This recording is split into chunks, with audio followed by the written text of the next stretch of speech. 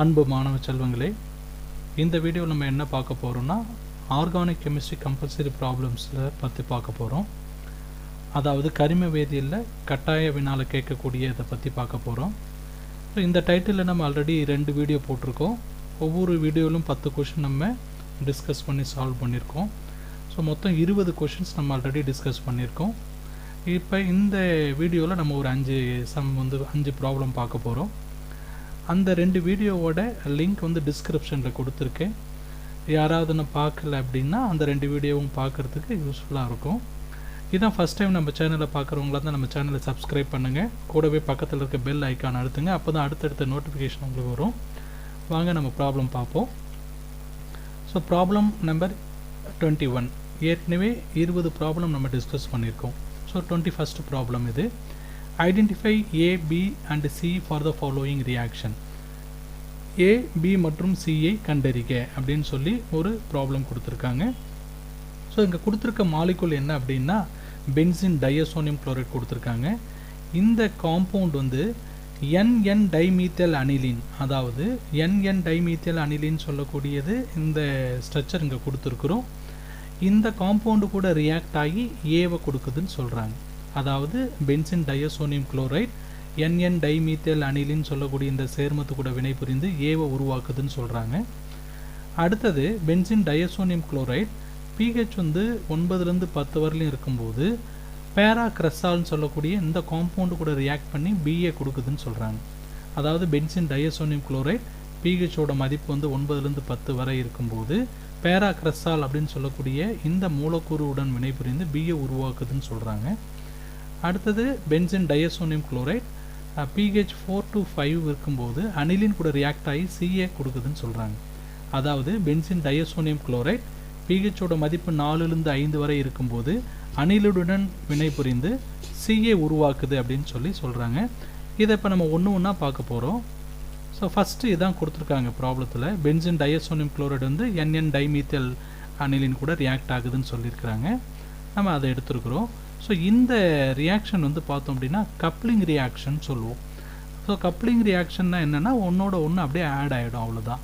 So அது எப்படி நடக்குது அப்படின்னா இந்த இடத்துல பென்சின் டையசோனியம் குளோரைடில் இருக்கக்கூடிய குளோரின் NN டைமீத்தல் அனிலில் இருக்கக்கூடிய இந்த ஹைட்ரஜன் இது ரெண்டும் சேர்ந்து HCl-ஆக வெளியில் போயிடும்.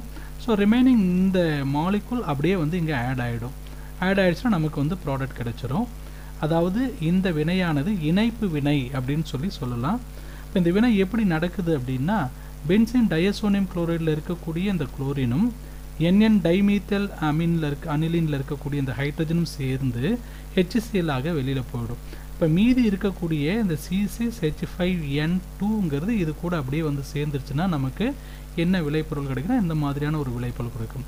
ஸோ இந்த விளைபொருளில் பாருங்கள், இந்த இடத்துல இங்கேயும் வளையம் ரிங் இருக்குது, அப்படியே இருக்குது. இந்த இடத்துல இருக்கக்கூடிய மூலக்கூறுகள் இங்கே அப்படியே இருக்குது. இந்த இடத்துல புதுசாக C6H5N2ங்கிறது இங்கே சேர்ந்துருக்கு. இந்த இடத்துல C6H5ன்னு போட்டிருக்கோம், இங்கே வளையமாக போட்டிருக்கோம். ஸோ அதாவது இந்த இடத்துல ஹைட்ரஜனும் குளோரினும் சேர்ந்து HCl-ஆக எலிமினேட் ஆனதுக்கு அப்புறம் இங்கே இருக்கக்கூடிய இந்த C6H5N2ங்கிறது இந்த ரிங்கில் ஆட் ஆயிடும். ஆட் ஆகிடுச்சுன்னா பார்த்தோன்னா நமக்கு இந்த மாதிரியான ஒரு ப்ராடக்ட் கிடைக்கும். இந்த ப்ராடக்ட்டுக்கு நேம் என்னென்னா பேரா NN டைமீத்தல் அமினோ அசோபென்சின் அப்படின்னு சொல்லக்கூடிய ஏ ப்ராடக்டை உருவாக்குது. அதாவது இந்த கிடைச்சிருக்கக்கூடிய விளை பொருளுடைய பெயர் என்னென்னா பேரா NN டைமெத்தில் அமினோ அசோபென்சின். ஸோ இதில் என்ன நடந்திருக்குன்னா ஒரு HCl ரிமூவ் ஆகி எல்லாம் ஒன்றா சேர்ந்ததுனால இதை கப்ளிங் ரியாக்ஷன் அப்படின்னு சொல்கிறோம். அதாவது இந்த வினையில் HCl நீக்கப்பட்ட பிறகு இரண்டும் ஒன்றோட ஒன்று சேர்ந்ததுனால இதை இணைப்பு வினைன்னு சொல்கிறோம். ஸோ அடுத்தது பார்த்தோம் அப்படின்னா என்ன கொடுத்துருக்காங்கன்னா பென்சின் டையசோனியம் குளோரைட் பேராக்ரஸால் கூட ரியாக்ட் ஆகுதுன்னு சொல்லியிருக்காங்க at pH 9 to 10. அதாவது பென்சின் டையசோனியம் குளோரைடானது pH 9லேருந்து 10 வரை இருக்கும்போது பேராக்ரஸால் கூட வினை புரியுதுன்னு சொல்கிறாங்க. ஸோ இப்போ பென்சின் டையசோனியம் குளோரைட் நம்ம எழுதும்போது எப்படி எழுதலாம்னா C6H5N2 இதை ப்ளஸ்ஸாக எழுதுவோம், இங்கே Cl மைனஸ்ன்னு நம்ம குறிப்பிடுவோம். இப்போ இந்த இடத்துல இந்த பேராக்ரஸாலில் இருக்கக்கூடிய இங்கே பாருங்கள், இங்கே OH குரூப் இருக்குது, அதாவது OH தொகுதி. இந்த OH குரூப் என்ன பண்ணும் அப்படின்னா அந்த பென்சின் ரிங்கை ஆக்டிவேட் பண்ணும். ஸோ ஏன்னா எலக்ட்ரான் டொனேட்டிங் குரூப், இந்த எலக்ட்ரான் டொனேட்டிங் குரூப்புங்கிறதுனால பென்சின் ரிங்கை ஆக்டிவேட் பண்ணும். ஸோ இந்த எலக்ட்ரான் டொனேட்டிங் குரூப் பென்சின் ரிங்கை ஆக்டிவேட் பண்ணுதுன்னு சொல்கிறோம் இல்லையா. ஸோ இதுக்கு பேர் ப்ளஸ் எம் மீசோமரிக் எஃபெக்ட் அப்படின்னு சொல்லுவாங்க. அதாவது இந்த பேராக்ரஸாலில் இருக்கக்கூடிய OH தொகுதி எலக்ட்ரானை வழங்கக்கூடிய தொகுதி. இந்த எலக்ட்ரானை வழங்கக்கூடிய தொகுதி என்ன பண்ணால் எலக்ட்ரானை வழங்கி இந்த பென்சீன் வளையத்தை என்ன பண்ணும் அப்படின்னா எலக்ட்ரான் அடர்வு அதிகமாக இருக்கிறதாக மாற்றிடும். அந்த நிகழ்வுக்கு பேர் ப்ளஸ் மீசோமரிக் விளைவுன்னு சொல்லுவோம். அப்போ இது எலக்ட்ரானை கொடுக்கறதுனால இந்த இடத்துல ஆர்த்தோ பொசிஷனும் பேரா பொசிஷனும் எலக்ட்ரான் டென்சிட்டி அதிகமாகிடும். ஸோ இந்த OH வந்து எலக்ட்ரான் டொனேட்டிங் ஸ்பீசிஸ்ன்னு நம்ம சொன்னோம் இல்லையா. இப்போ இது எலக்ட்ரானை டொனேட் பண்ணுறதுனால ஆர்த்தோ பொசிஷனும் பேரா பொசிஷனும் என்ன ஆகிடும்னா எலக்ட்ரானோட டென்சிட்டி அதிகமாகிடும். அதாவது இந்த OH தொகுதியானது எலக்ட்ரானை நம்ம வழங்குன்னு சொன்னோம். ஸோ அப்போ எலக்ட்ரானை வழங்குவதால் இந்த அந்த வளையத்தில் இருக்கக்கூடிய ஆர்த்தோ இடமும் பேரா இடமும் எலக்ட்ரானோட அடர்வு அந்த இடத்துல அதிகமாகிடும். இப்போ எலக்ட்ரான் அடர்வு அதிகமாகிடுச்சுன்னா என்ன நடக்கும் அப்படின்னா அந்த இடத்துல எலக்ட்ரான் கவர் சேர்க்கை வினை நடக்கும்.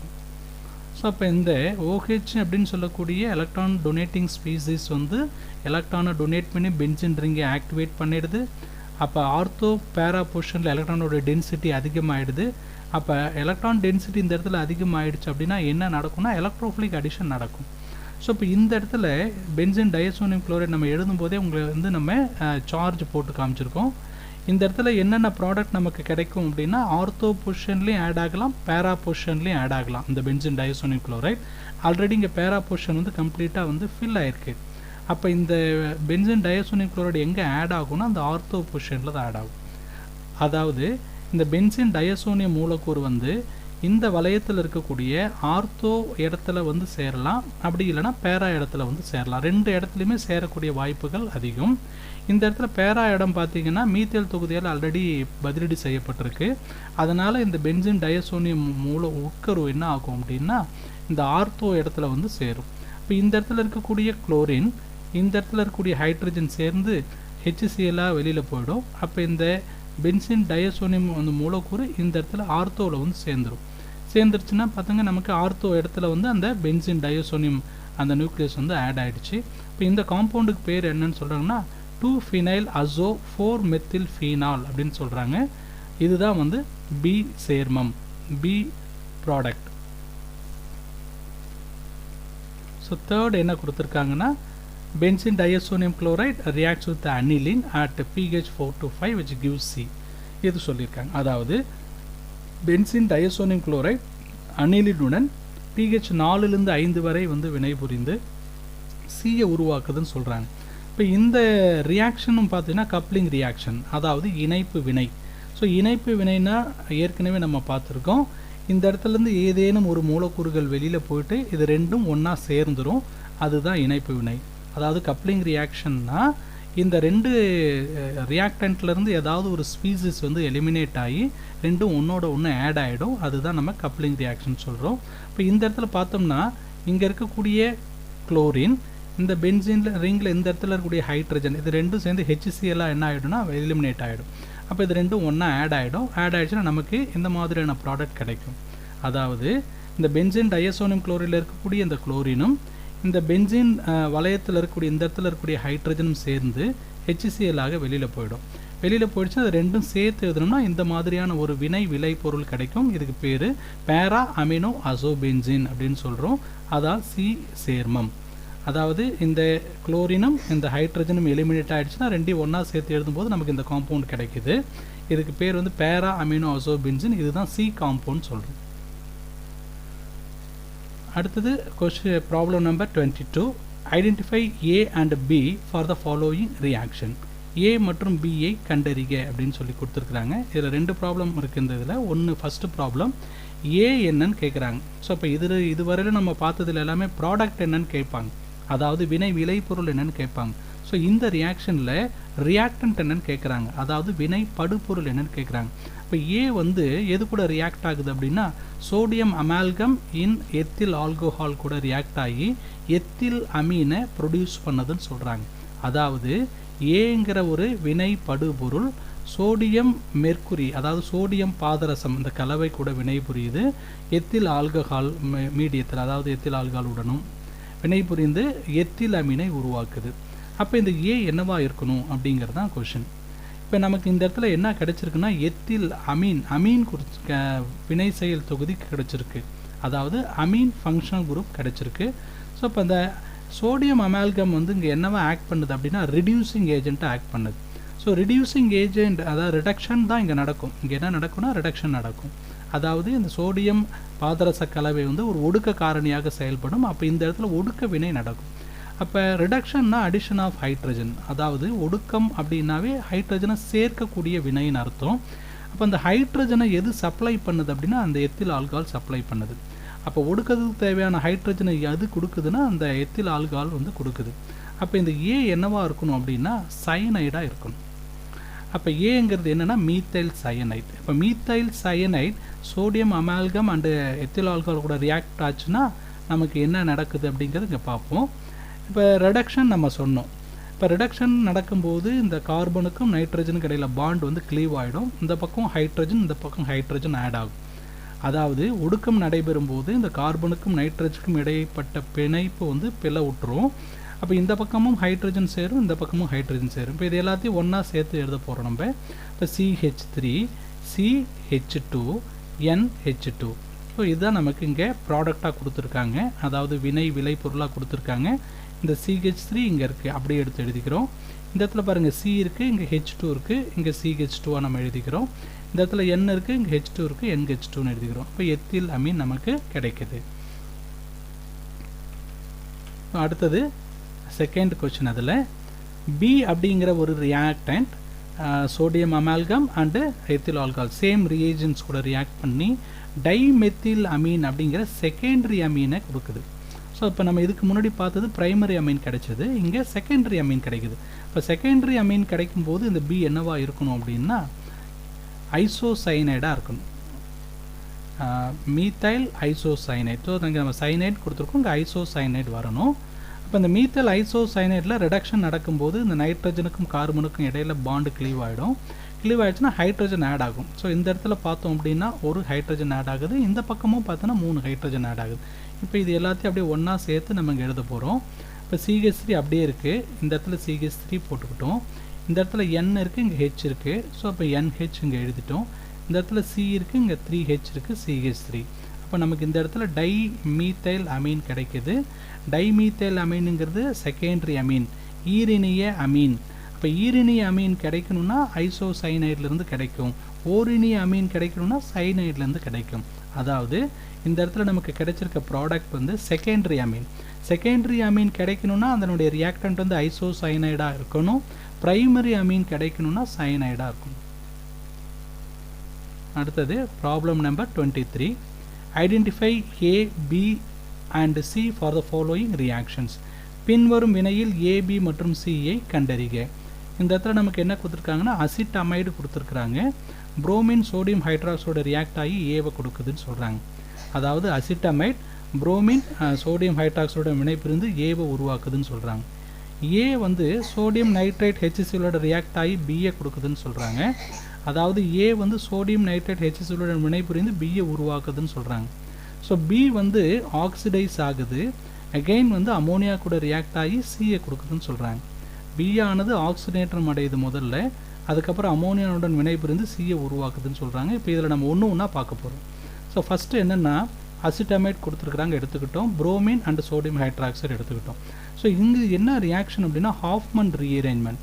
இந்த ஹாஃப்மன் ரீஅரேஞ்ச்மெண்ட்டில் என்ன நடக்கும் அப்படின்னா, ஸோ அப்போ இந்த அசிட்டமைடு வந்து புரோமின் சோடியம் ஹைட்ராக்சைடுடன் வினை புரியுது இல்லையா, இதுக்கு பேர் ஹாஃப்மன் வினைன்னு சொல்லுவோம். இந்த இடத்துல நமக்கு ஃபஸ்ட்டு என்ன கிடைக்கும் அப்படின்னா மீத்தைல் ஐசோசயனேட் அப்படிங்கிற ஒரு இன்டர்மீடியேட் கிடைக்கும். அப்போ இந்த அசிட்டமைட் புரோமின் சோடியம் ஹைட்ராக்சைடுடன் வினைபுரியும் போது மீத்தைல் ஐசோசயனேட் அப்படிங்கிற ஒரு நிலைப்புத்தன்மையற்ற ஒரு சேர்மம் கிடைக்கும். ஸோ இந்த இடத்துல பார்த்தோம்னா நம்ம அடுத்தது வந்து நீரார் பார்க்க போகிறோம்.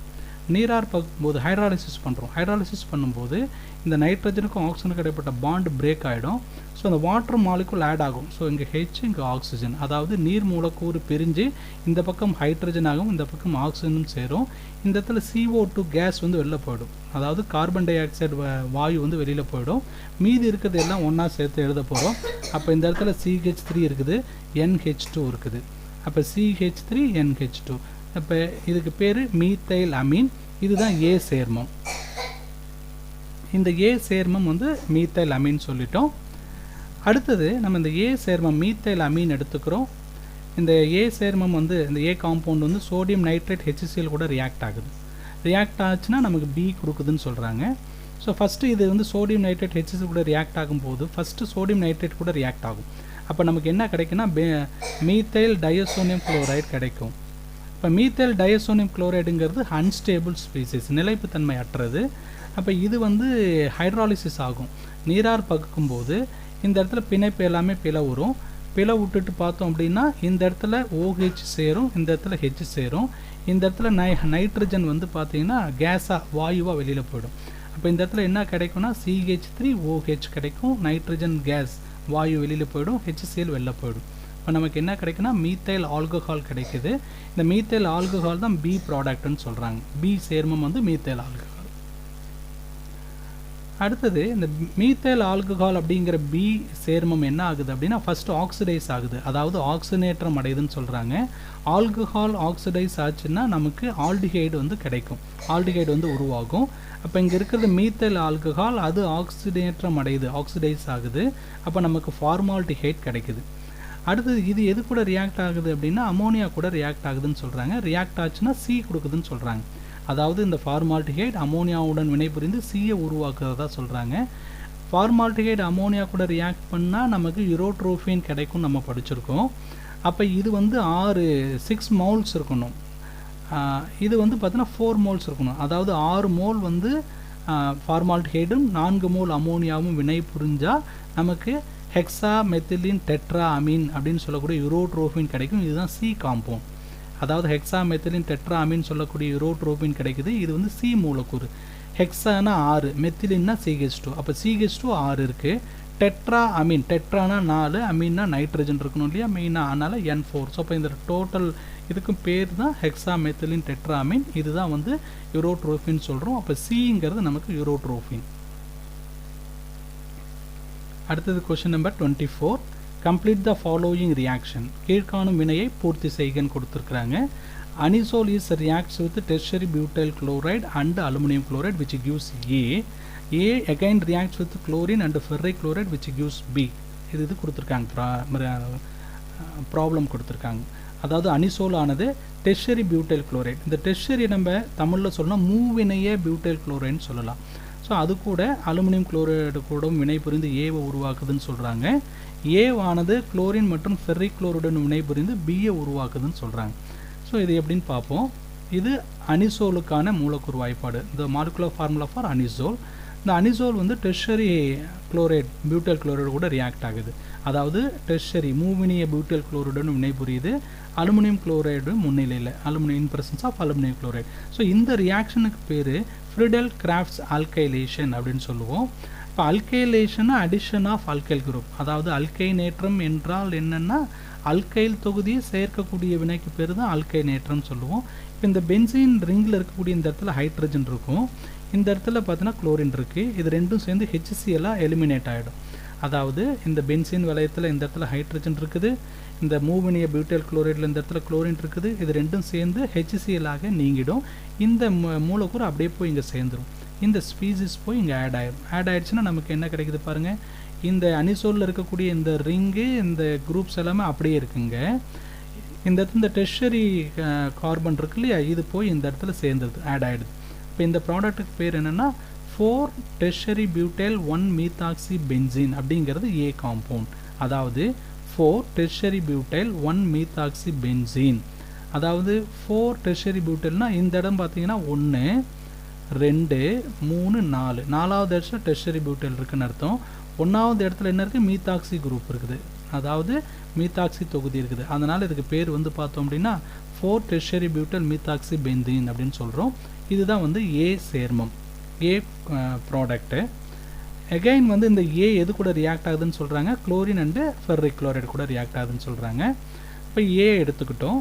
ஏ வந்து ஃபெர்ரிக் குளோரைடு அண்டு குளோரின் கூட ரியாக்ட் ஆகுது, அதாவது ஃபெர்ரிக் குளோரைடு மற்றும் குளோரினுடன் வினைபுரியுது.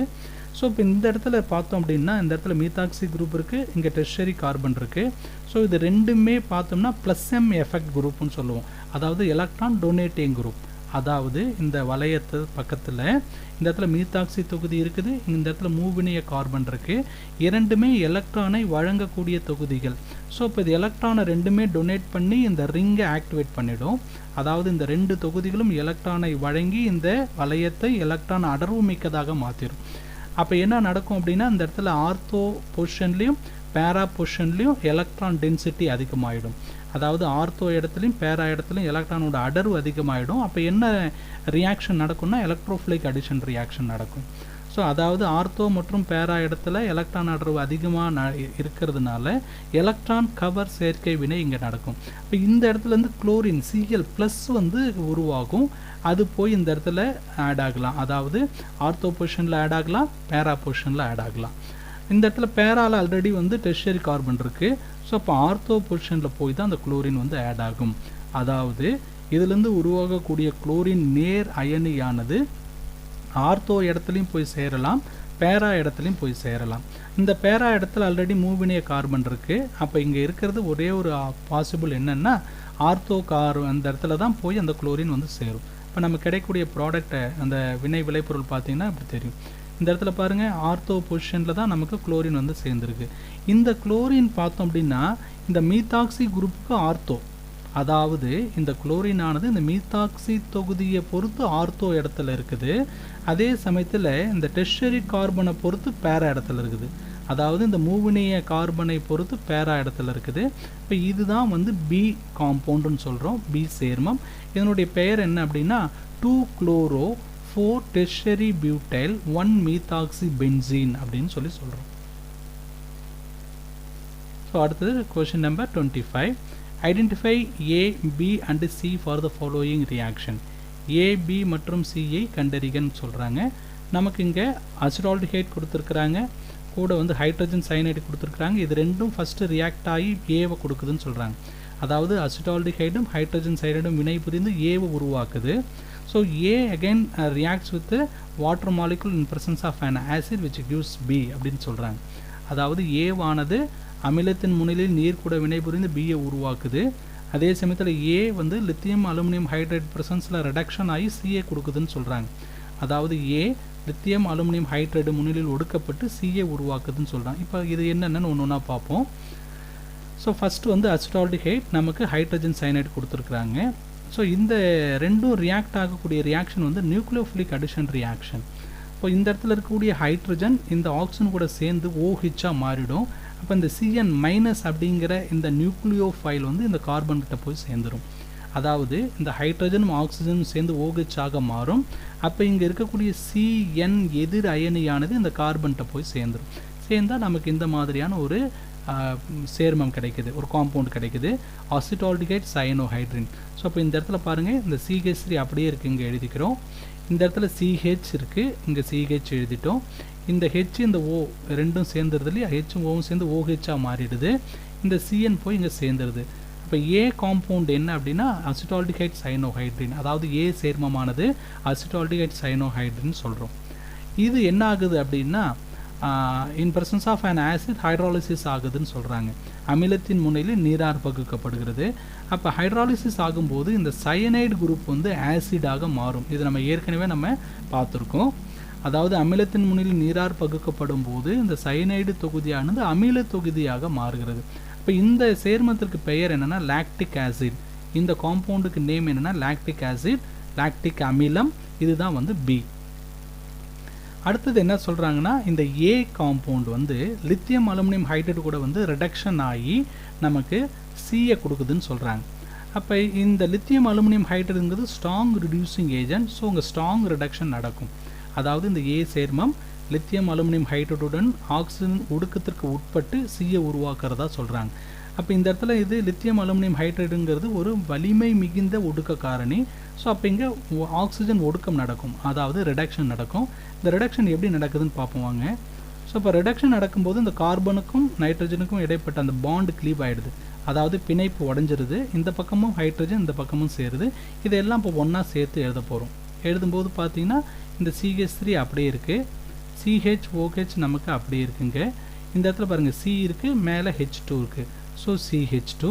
இந்த இடத்துல N இருக்குது, மேலே H2 இருக்குது, NH2. ஸோ இப்போ இதுக்கு பேர் என்ன அப்படின்னா 1-amino-2-propanol அப்படிங்கிறது தான் C காம்பவுண்ட். அதாவது 1-amino-2-propanol அப்படிங்கிறது C சேர்மம். ஸோ மீதி நம்ம அடுத்த வீடியோவில் பார்க்கலாம். தேங்க்யூ.